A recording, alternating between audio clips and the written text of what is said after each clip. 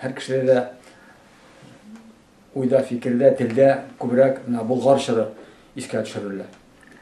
Казан ханлыгы инде ул соңрак чыккан вакыйгаларга бәйләнә, күбрәк анда инде авырлыклар белән, анасын бетү белән тәмамланган. Менә Болгар чоры ничә йөз еллар буе хакимлык иткән чорны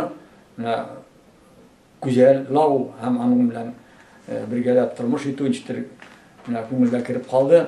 Гел шул чор искә төшә. Гел шул чорны күрәсе килә. Аның биләмәләре, аның корылмалары, аның киемнәре, ул вакыттагы музыкалар, ул вакыттагы халыкның торышы, ныклылыгы, ныгылулары, артулары, менә бөтенсе менә безнең тарихыбызның иң бөек бер чараларын, вакытларның берсе дип күз алдыма килә.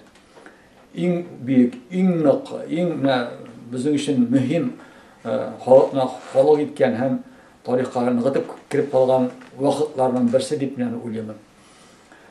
Әле бүгенге көндә дә Булгарның төп хәрабәләренә карап бу фикер йөртергә була, нинди зур, нинди ныклы шәһәр булганлыгы.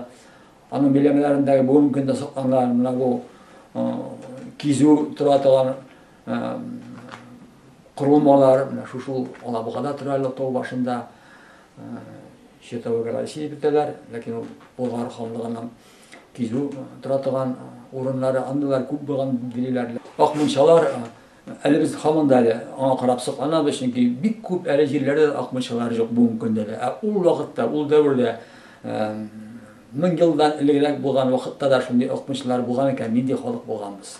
Чиста технологияларны белгән, менә җиктер инде үзенезе караган, алдынгы фикерле кешеләре, инженерлары һәм төзүчеләр булган дип әйтәбез. Татарга кагылышлы тарихта уңайлыкларын ныгытып ачып бирү һәм аны җиктер зур халык булганлыгын чыгару ул юк. Ничектер көнчелек булдымы башка халыкларда, ләкин ул тарих безгә бик килеп җитмәде.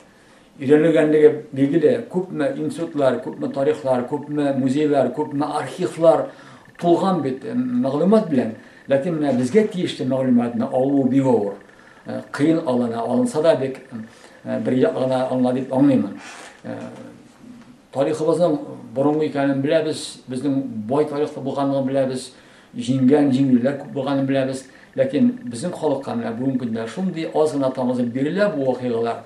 Биргәне дә чын барлыкта ничектер туаемча түгел һәм халыкның бөеклеге турында аз мәгълүмат бирелә. Бүгенге көндә безнең халыкны, безнең татар халкын башка халыклар белән, башка гади һәм дәүләте булмаган халыклар белән тигезләү бара. Без инде алар кебек ниндидер гади бер теге тау халкы, дала халкы, инде күчмә халык кебек күз алдына китерергә тырыштыралар.